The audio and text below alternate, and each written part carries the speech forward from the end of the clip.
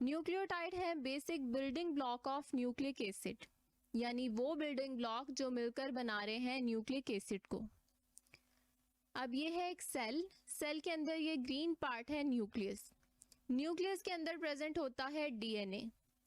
अब डीएनए का एक कंप्लीट सेट होता है जिसे हम कहते हैं जीनोम, जो हमारे पास आता है पेरेंट से ऑफस्प्रिंग में।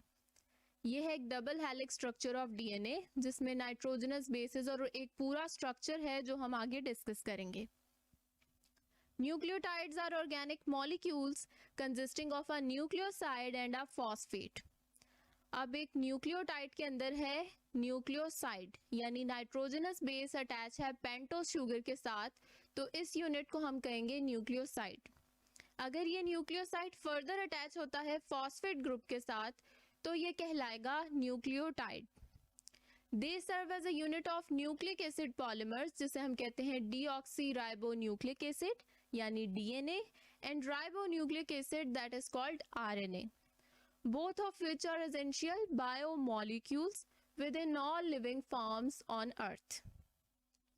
अब हम देख लेते हैं एक छोटा सा कॉन्सेप्ट कि डीऑक्सीराइबोस एंड राइबोस ये हमारे पास दो पेंटोस शुगर हैं डीएनए और आरएनए में। आरएनए में है राइबोस क्योंकि ये है 5 कार्बन शुगर। अगर इसमें से हम ऑक्सीजन को रिमूव कर देते हैं तो ये बन जाता है डीऑक्सी यानी वाटर रिमूव्ड। यहाँ ऑक्सीजन रिमूव हो चुका है तो ये प्रेजेंट है डीएनए में, यानी डीऑक्सीराइबोस जिसमें से ऑक्सीजन रिमूव है that is present in DNA. Nitrogenous bases. Nitrogenous bases है हमारे पास दो टाइप की, single ring pyrimidines and double ring purines. Single ring में आती हैं साइटोसिन, थायमीन एंड यूरासिल, जबकि डबल रिंग में आती है adenine and guanine. Double ring का मतलब है कि दो रिंग स्ट्रक्चर आपस में कंबाइन हुए हैं in case of guanine and adenine, जबकि सिंगल रिंग में एक सिंगल हमारे पास रिंग स्ट्रक्चर आता है। अब डीएनए और आरएनए की नाइट्रोजनस बेसिस में सिर्फ थायमीन और यूरासिल का डिफरेंस है। थायमीन प्रेजेंट है डीएनए में जबकि आरएनए में इसकी जगह है यूरासिल। बाकी नाइट्रोजनस बेसिस सिमिलर हैं। डीएनए है हमारे पास double stranded structure, double helical structure है, जबकि single stranded single helical structure है आरएनए। अगर हम आरएनए के ऊपर डबल स्ट्रैंड ड्रॉ करें तो ये भी डीएनए की तरह बन जाएगा। Phosphoric acid. Phosphoric acid has ability to develop ester linkage with OH of pentose sugar। अब हमारे पास जो एक न्यूक्लियोटाइड है उसमें प्रेजेंट है एक नाइट्रोजनस बेस पेंटोस शुगर जो कि अटैच है फॉस्फेट ग्रुप के साथ, that is a phosphoric acid. PO4 का एक ग्रुप है दैट इज फॉस्फेट ग्रुप।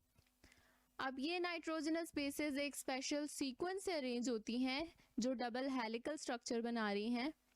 यहाँ पे है 5 प्राइम और नीचे है 3 प्राइम, ये कार्बन 5 से अटैच है और फिर है कार्बन 3, फिर कार्बन 5 और 3, 5 एंड 3, इस तरह करते हुए हमारे पास एक स्ट्रक्चर आ जाता है जिसमें नाइट्रोजनस बेसिस दरमियान में अटैच होकर एक पूरी बैकबोन बना देती हैं, डीएनए का एक लैडर बन जाता है।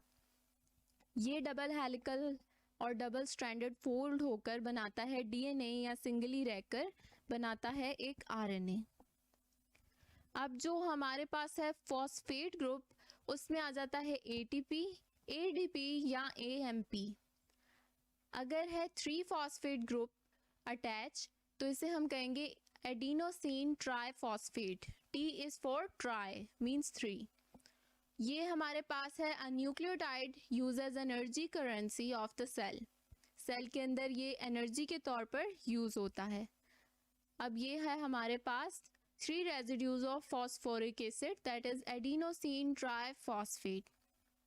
जबकि अगर इसमें से एक फॉस्फेट ग्रुप रिमूव कर दिया जाए तो ये रह जाएगा adenosine di means 2, adenosine diphosphate जिसमें सिर्फ 2 मॉलिक्यूल्स होंगे, रेजिड्यूज होंगे फॉस्फोरिक एसिड की।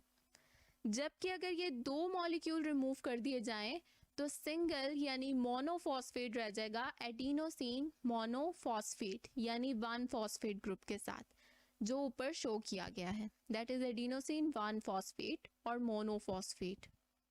ये अटैच है हमारे पास शुगर के साथ, जो कि अटैच है एक एडेनिन यानी नाइट्रोजनस बेस के साथ। अब ये न्यूक्लियोटाइड हमारे पास बिल्डिंग ब्लॉक है, यानी ये आपस में छोटे छोटे ब्लॉक्स जोड़कर बना रहे हैं न्यूक्लिक एसिड, डीएनए और आरएनए। अब डीएनए है डबल हेलिकल स्ट्रक्चर, इसकी चेन है एक इस साइड पर और एक है एंटी पैरेलल चेन जो कि ऑपोजिट है इसके। दरमियान में इसकी 2 चेन्स नाइट्रोजनस बेसिस से जुड़कर बनाती हैं एक डबल हेलिकल स्ट्रक्चर, जो हम आगे डिस्कस करेंगे। Watson Crick model of DNA जो दिया था जेम्स डी वॉटसन और फ्रांसिस क्रिक ने।